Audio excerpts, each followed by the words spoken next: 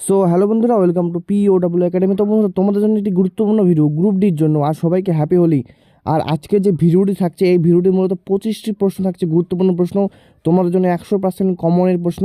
তোমরা তো জানাই, যারা যারা গ্রুপ সি দিয়েছো তোমরা তো সবাই জানো যে আমার এই চ্যানেলে যতগুলো ক্লাস হয়ে গেছে অলরেডি সবগুলোই কমন, প্রতিটা প্রশ্ন কমন চলে এসেছে। তো আশা রাখবো এই গ্রুপ ডি ভিডিওটি তোমাদের কমন আসবে। তো অবশ্যই ভিডিওটি দেখবে। আর এই ভিডিওটি মূলত এখন আসতেছে এবং এবং আগামীকাল তোমাদের আরেকটি ভিডিও দেবো, যেই ভিডিওটিতে তোমাদের 200টির প্রশ্ন থাকবে। অবশ্যই সেই ভিডিওটি দেখবে, কারণ সেই ভিডিওটি মূলত তোমাদের গ্রুপ ডির জন্য লাস্ট মিনিট সাজেশন থাকবে এবং সেখানে মূলত তোমাদের 200টি প্রশ্নের মধ্যে তোমরা ম্যাক্সিমাম 20টি প্রশ্নের কমন পেয়ে যাবে। তো অবশ্যই কালকের ভিডিওটি অবশ্যই দেখবে। সেটার লিঙ্ক পাওয়ার জন্য অবশ্যই চ্যানেলটিকে সাবস্ক্রাইব করবে। তো চলো, আজকের প্রথম প্রশ্ন, প্রাচীন বাংলার কোন প্রত্নতাত্ত্বিক স্থানে প্রথম নগর জীবন এবং ধাতুর ব্যবহারে সুনির্দিষ্ট প্রমাণ পাওয়া গেছে? অর্থাৎ প্রাচীন বাংলার কোন প্রত্নতাত্ত্বিক স্থানে প্রথম নগর জীবন এবং ধাতু ব্যবহার সুনির্দিষ্ট প্রমাণ পাওয়া গেছে? এটি মূলত খ্রিস্টপূর্ব 1600 অব্দ। তো অপশানে আছে মহাস্থানগড়, অপশান বিতে আছে চন্দ্রকেতুগড়, অপশান সিতে আছে পাণ্ডু রাজার ঢিবি এবং অপশান ডিতে আছে তাম্রলিপ্ত। তো বন্ধুরা, প্রাচীন বাংলার কোন প্রত্নতাত্ত্বিক স্থানে প্রথম নগর জীবন এবং ধাতু ব্যবহারে সুনির্দিষ্ট প্রমাণ পাওয়া গেছে? এই চারটি অপশানের মধ্যে। তো বন্ধুরা, এটি কি উত্তর হবে তোমার গেস করে বলো। তো এটি সঠিক উত্তর হবে অপশান সি, পাণ্ডু রাজার টিবি। অর্থাৎ প্রাচীন বাংলার পাণ্ডু রাজার টিবি প্রত্নতাত্ত্বিক স্থানে প্রথম নগর জীবন এবং ধাতু ব্যবহারের সুনির্দিষ্ট প্রমাণ পাওয়া গেছে। পরবর্তী প্রশ্ন, প্রাচীন গ্রিক লেখকদের বর্ণনায় আনুমানিক 100 খ্রিস্টপূর্বাব্দে বাংলার গঙ্গা নদীর মোহনার অবস্থিত কোন জনপদের উল্লেখ পাওয়া যায়? এটি একটি গুরুত্বপূর্ণ প্রশ্ন গ্রুপ ডির জন্য।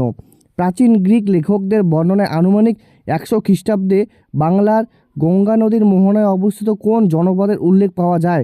অপশন এ বঙ্গ, তারপরে আছে পুণ্ডবর্ধন, অপশন সিতে আছে গঙ্গারিডাই এবং অপশন ডিতে আছে সমতট।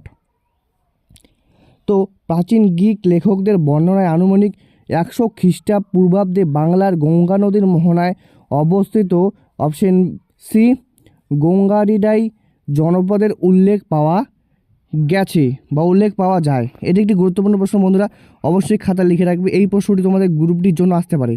চলো পরবর্তী প্রশ্নের দিকে যাব। 2026 সালের জানুয়ারি মাসের বিচারপতি সুজয় পালকে কোন আদালতের 44তম প্রধান বিচারপতি হিসেবে শপথ নিয়েছেন? অর্থাৎ 2026 সালে জানুয়ারি মাসে বিচারপতি সুজয় পাল কোন আদালতের 44তম প্রধান বিচারপতি হিসেবে শপথ নিয়েছেন? Option A Allahabad high court, Calcutta high court, Madhya Pradesh high court, Bombay high court.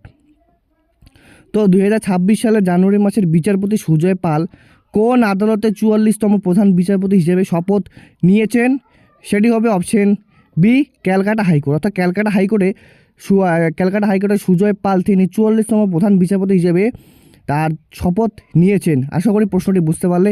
এবং পরবর্তী প্রশ্নের দিকে যাব। পরবর্তী প্রশ্ন হলো, পশ্চিমবঙ্গ সরকার নদীবন্ধন প্রকল্পের অধীনে ইচ্ছামতি ও জলঙ্গি নদীর বেসিন মাস্টার প্ল্যান তৈরির জন্য কোন বিদেশি সংস্থার সাথে মৌ স্বাক্ষরিত হয়েছে? অর্থাৎ পশ্চিমবঙ্গ সরকার নদীবন্ধন প্রকল্পের অধীনে ইচ্ছামতি ও জলঙ্গি নদীর বেসিন মাস্টার প্ল্যান তৈরির জন্য কোন বিদেশি সংস্থার সাথে মৌ স্বাক্ষরিত হয়েছে? অপশন এ UNESCO, অপশন বিতে GIZ, অপশন সিতে বিশ্ব ব্যাংক এবং অপশন ডিতে IMF। তো পশ্চিমবঙ্গ সরকার নদীবন্ধন প্রকল্পের অধীনে ইচ্ছামতি ও জলঙ্গি নদীর বেসিন মাস্টার প্ল্যান তৈরির জন্য কোন বিদেশি সংস্থার সাথে মৌ স্বাক্ষরিত হয়েছে? এই চারটি অপশনের মধ্যে। তো বন্ধুরা, এটি সঠিক উত্তর হবে অপশন বি GIZ, যেটি মূলত জার্মানির একটি কোম্পানি। তো আশা করি প্রশ্নটি বুঝতে পারলে এবং পরবর্তী প্রশ্নের দিকে যাবো। তো চলো পরবর্তী প্রশ্ন, 2026 সালের ফেব্রুয়ারি মাসের উত্তর আন্দামানের দিগলিপুরের কোন এলাকায় দীর্ঘ 2 দশক ধরে সুপ্ত থাকা একটি কাদা আগ্নেয়গিরি পুনরায় সক্রিয় হয়ে উঠেছে? অর্থাৎ এটি একটি গুরুত্বপূর্ণ প্রশ্ন। 2026 সালে ফেব্রুয়ারি মাসের উত্তর আন্দামানে কোথায় দিগলিপুরের কোন এলাকায় দীর্ঘ 2 দশক ধরে সুপ্ত থাকা একটি কাদা আগ্নেয়গিরি পুনরায় সক্রিয় হয়ে উঠেছে? এই প্রশ্নটি উত্তর অপশন হবে বারাতং, অপশন বিতে আছে শ্যামনগর, অপশন সিতে আছে জলটিকরে, অপশন ডিতে আছে নারকন্ডম। তো 2026 সালে ফেব্রুয়ারি মাসের উত্তর আন্দামান দিগলপুরে কোন এলাকায় দীর্ঘ 2 দশক ধরে সুপ্ত থাকা একটি কাদা আগ্নেয়গিরি পুনরায় সক্রিয় হয়ে উঠেছে? এটি মূলত অপশন বি শ্যামনগর, অর্থাৎ শ্যামনগর। এটি একটি গুরুত্বপূর্ণ প্রশ্ন বন্ধুরা, সবার জানা দরকার। পরবর্তী প্রশ্নের দিকে যাব। ভারতীয় সংবিধানের কত নাম্বার ধারা অনুযায়ী রাষ্ট্রপতি দেশের কোনো আইন বা তথ্যগত বিষয়ে সুপ্রিম কোর্টের মতামত গ্রহণ করতে পারেন? ভারতীয় সংবিধানের কত নাম্বার ধারা অনুযায়ী রাষ্ট্রপতি কোনো দেশের আইনি ও তথাগত বিষয়ে সুপ্রিম কোর্টের মতামত গ্রহণ করতে পারেন? ধারাগুলি হচ্ছে 72 নম্বর ধারা, 123 নম্বর ধারা, 143 নম্বর ধারা, 226 নম্বর ধারা। তো ভারতীয় সংবিধানের কত নম্বর ধারা অনুযায়ী রাষ্ট্রপতি দেশের কোনো আইনি বা তথাগত বিষয়ে সুপ্রিম কোর্টের মতামত গ্রহণ করতে পারেন? এই 4টি ধারার মধ্যে। তো বন্ধুরা, এটি সঠিক উত্তর হবে অপশন সি, 143 নম্বর ধারা। অর্থাৎ 143 নম্বর ধারায় উল্লেখিত আছে যে রাষ্ট্রপতি কোনো দেশের আইনি বা তথাগত বিষয়ে সুপ্রিম কোর্টের কাছে মতামত গ্রহণ করতে পারেন। তো চলো পরবর্তী প্রশ্ন দিকে যাবো। আশা করি এই প্রশ্ন তোমরা বুঝতে পারলে। পরবর্তী প্রশ্ন, সংসদের প্রশ্ন উত্তর পর্বে তারকা চিহ্নিত প্রশ্ন বা স্ট্যান্ডার্ড কোশ্চেনের ক্ষেত্রে নিচের কোনটি সঠিক বৈশিষ্ট্য? অর্থাৎ সংসদের কোনো প্রশ্ন উত্তর পর্বে তারকা চিহ্নিত প্রশ্নের ক্ষেত্রে নিচের সঠিক বৈশিষ্ট্য কোনটি? অপশন এ শুধুমাত্র লিখিত উত্তর দেওয়া হয়। অপশন বিতে হচ্ছে মৌখিক উত্তর এবং অতিরিক্ত সম্পূরক প্রশ্ন করার সুযোগ থাকে। অপশন সিতে কোনো সম্পূরক প্রশ্ন করা যায় না। অপশন ডিতে প্রধানমন্ত্রী সরাসরি উত্তর দেন। তো সংসদের কোনো প্রশ্ন উত্তর পর্বে তারকা চিহ্নিত প্রশ্ন বা স্টার্টেড কোশ্চেনের ক্ষেত্রে নিচের কোনটি সঠিক বৈশিষ্ট্য? তো তারকা চিহ্নের প্রশ্ন নিচের কোনটি সঠিক বৈশিষ্ট্য? সেটি হচ্ছে অপশন বি, মৌখিক উত্তর এবং অতিরিক্ত সম্পূরক প্রশ্ন করার সুযোগ থাকে এই তারকা চিহ্নিত প্রশ্নে। তো আশা করি বুঝতে পারলে। তো চলো পরবর্তী প্রশ্নের দিকে যাব। আর বন্ধুরা, এখন তোমরা শুধুমাত্র রিভিশন দাও। এখন পড়ে লাভ নেই, এখন তোমরা অতি অবশ্যই রিভিশন দাও সবগুলি। তো পরবর্তী প্রশ্ন, পশ্চিমবঙ্গের মালদহ জেলার জনপ্রিয় ব্যঙ্গাত্মক লোক ঐতিহ্য গম্ভীরা পালা সাধারণত কোন দুটি চরিত্রের সংলাপ মাধ্যমে সামাজিক সমস্যা তুলে ধরা হয়? তো পশ্চিমবঙ্গের মালদহ জেলার জনপ্রিয় ব্যঙ্গাত্মক লোক ঐতিহ্য গম্ভীরা পালায় সাধারণত কোন দুটি চরিত্রের সংলাপ মাধ্যমে সামাজিক সমস্যা তুলে ধরা হয়? অপশন এতে নানা নাতনি, অপশন বিতে নানা নাতি, অপশন সিতে বাবা ও ছেলে, অপশন ডিতে রাজা ও মন্ত্রী। তো পশ্চিমবঙ্গের মালদহ জেলার জনপ্রিয় ব্যঙ্গাত্মক লোক ঐতিহ্য গম্ভীরা পালায় সাধারণত কোন দুটি চরিত্রের সংলাপের মাধ্যমে সামাজিক সমস্যা তুলে ধরা হয়? এই 4টি অপশনের মধ্যে সঠিক উত্তর হবে অপশন বি, পশ্চিমবঙ্গের মালদহ জেলার জনপ্রিয় ব্যঙ্গাত্মক লোক ঐতিহ্য গম্ভীরা পালায় সাধারণত যে দুটি চরিত্র দেখা যায় সেই দুটি চরিত্র হলো নানা ও নাতি। তো চলো পরবর্তী প্রশ্ন, ইন্টারনেটে ব্যবহৃত একটি স্ট্যান্ডার্ড বা IPv4 অর্থাৎ ইন্টারনেট প্রোটোকল ভার্সন 4 অ্যাড্রেস সাধারণত কতটি বিট দ্বারা গঠিত হয়? অপশানে 16টি বিট, 32টি বিট, 64টি বিট এবং 128টি বিট। তো ইন্টারনেটে ব্যবহৃত একটি স্ট্যান্ডার্ড অ্যাড্রেস সাধারণত কতটি বিট দ্বারা গঠিত হয়? আর IPv4 এর ফুল ফর্ম হচ্ছে ইন্টারনেট প্রোটোকল ভার্সন 4। তো চলো এটি সঠিক উত্তর হবে অপশন বি, 32টি বিট নিয়ে গঠিত হয় IPv4 অ্যাড্রেস।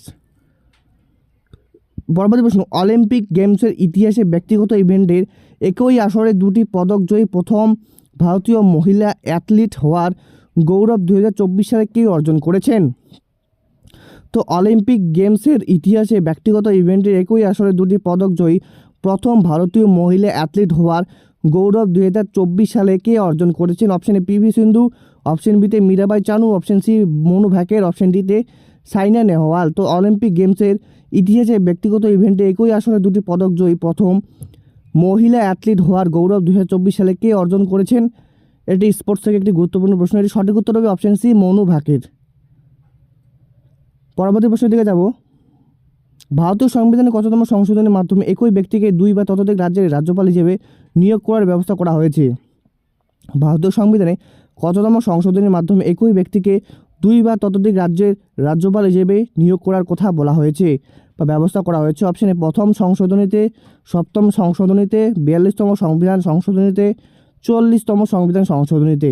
তো ভারতীয় সংবিধানে কততম সংশোধনের মাধ্যমে একই ব্যক্তিকে 2 বা ততোধিক রাজ্যের রাজ্যপাল হিসেবে নিয়োগ করার কথা বা নিয়োগ করার ব্যবস্থা করা হয়েছে? তো এটা কী উত্তর হবে বলো, কততম সংশোধনের মাধ্যমে? তো বন্ধুরা এটি সঠিক উত্তর হবে অপশন বি, সপ্তম সংশোধনের মাধ্যমে ভারতীয় সংবিধানে একই ব্যক্তিকে 2 বা ততোধিক রাজ্যের রাজ্যপাল হিসেবে নিয়োগ করার কথা ব্যবস্থা করা হয়েছে। তো চলো পরবর্তী প্রশ্নের দিকে যাব। পশ্চিমবঙ্গের তিস্তা নদীর ওপর নির্মিত বিখ্যাত করোনেশন ব্রিজ কোন দুটি জেলাকে যুক্ত করেছে? পশ্চিমবঙ্গের তিস্তা নদীর ওপর নির্মিত বিখ্যাত করোনেশন ব্রিজ কোন দুটি জেলাকে যুক্ত করেছে? দার্জিলিং ও জলপাইগুড়ি, দার্জিলিং ও কালিম্পং, জলপাইগুড়ি ও আলিপুরদুয়ার, কোচবিহার এবং আলিপুরদুয়ার। তো পশ্চিমবঙ্গের তিস্তা নদীর ওপর নির্মিত বিখ্যাত করোনেশন ব্রিজ কোন দুটি জেলাকে যুক্ত করেছে? তো আশা করি তোমরা অপশন দেখে বুঝতে পারছো। তো বন্ধুরা এটি সঠিক উত্তর হবে অপশন বি, দার্জিলিং ও কালিম্পংকে এই তিস্তা নদীর উপর মানে যে কন্ডেনসেশন বৃষ্টি তৈরি হয়েছিল এই দুটি জেলাকে যুক্ত করেছে, দার্জিলিং ও কালিম্পং জেলাকে। তো চলো পরবর্তী প্রশ্ন দিকে যাবো। ভারতের সংবিধানে কোন তফসিলে দলত্যাগ বিরোধী আইন এর সাথে সম্পর্কিত, অর্থাৎ ভারতের সংবিধানে কোন তফসিলে বা শিডিউলে দলত্যাগ বিরোধী আইন বা অ্যান্টি ডেফিনেশন ল এর কথা বা এর সাথে যুক্ত? অপশন এ অষ্টম তফসিল, নবম তফসিল, দশম তফসিল এবং একাদশ তফসিল। তো ভারতীয় সংবিধানে কোন তফসিলে বা শিডিউলে দলত্যাগ বিরোধী আইনের সাথে সম্পর্কিত?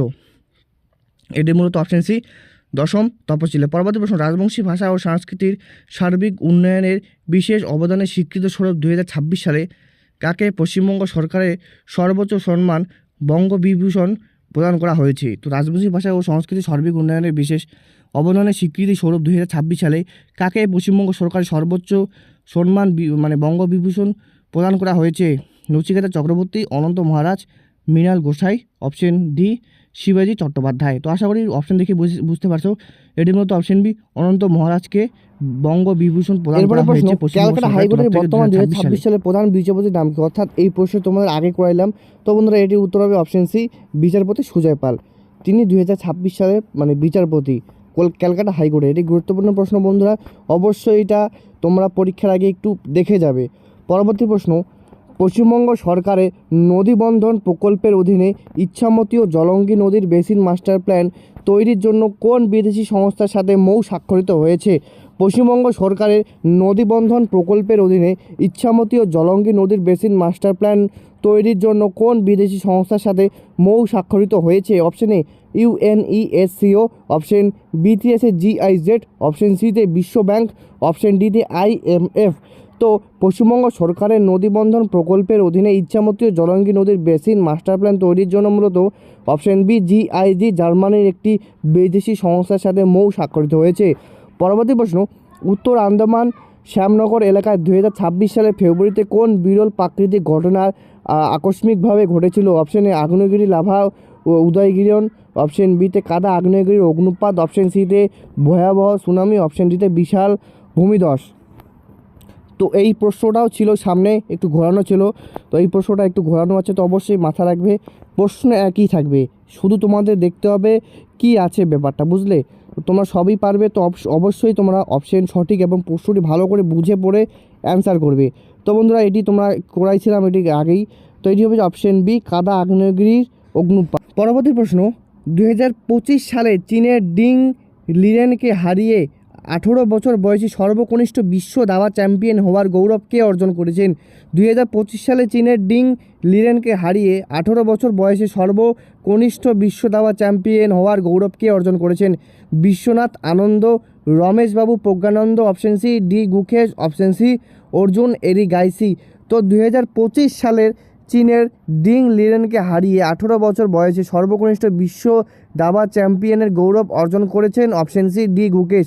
পরবর্তী প্রশ্ন, 2026-27 সালের অন্তর্বর্তী বাজেট বাংলার যুবসাথী প্রকল্পের 21 থেকে 40 বছর বয়সী বেকার যুবকদের প্রতি মাসে কত টাকা ভাতা দেওয়ার কথা বলা হয়েছে?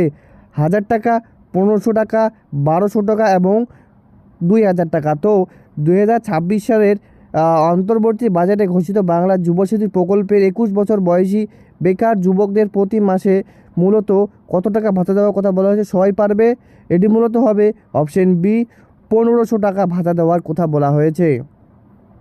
আর বন্ধুরা অবশ্যই 6 তারিখে তোমাদের জন্য একটি গ্রুপ ডির বিশেষ ভিডিও আসবে, সেই ভিডিওটি মূলত হবে তোমাদের 200টি প্রশ্নের, তো অবশ্যই সেই ভিডিওটি অ্যাটেন্ড করবে। সেই ভিডিওর একটা ভিডিও হবে, তারপরে আর কোনো ভিডিও হবে না, তারপরে শুধু তোমাদের নোট দেবো, তো অবশ্যই সেই ভিডিওটি দেখবে।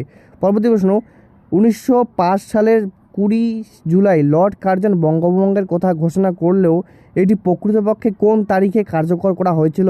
অপশন এ 7ই আগস্ট 1905, 16ই অক্টোবর 1905, 12ই ডিসেম্বর 1911, 16ই নভেম্বর 1905। তো 2005 সালের 20 জুলাই লর্ড কার্জন বঙ্গভঙ্গের কথা ঘোষণা করলেও এটি প্রকৃতপক্ষে কোন তারিখে কার্যকর করা হয়েছিল?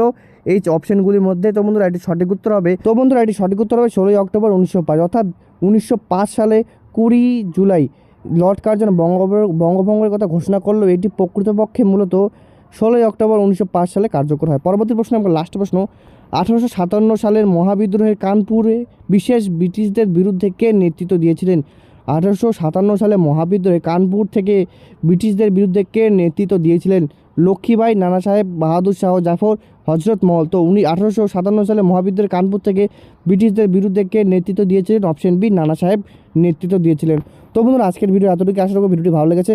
আর বন্ধুরা অবশ্যই 6 তারিখে তোমরা একটি ভিডিও পাবে, যে ভিডিওটি মূলত তোমাদের 200টি প্রশ্ন থাকবে। সেই ভিডিওটা অবশ্যই তোমরা সম্পূর্ণ দেখবে। সেটি হবে গ্রুপ ডির লাস্ট ভিডিও এবং শেষ সাজেশন, লাস্ট মিনিট সাজেশন। তো অবশ্যই সম্পূর্ণ ভিডিওটি অ্যাটেন্ড করবে। তো আজকের জন্য বন্ধুরা বাই বাই।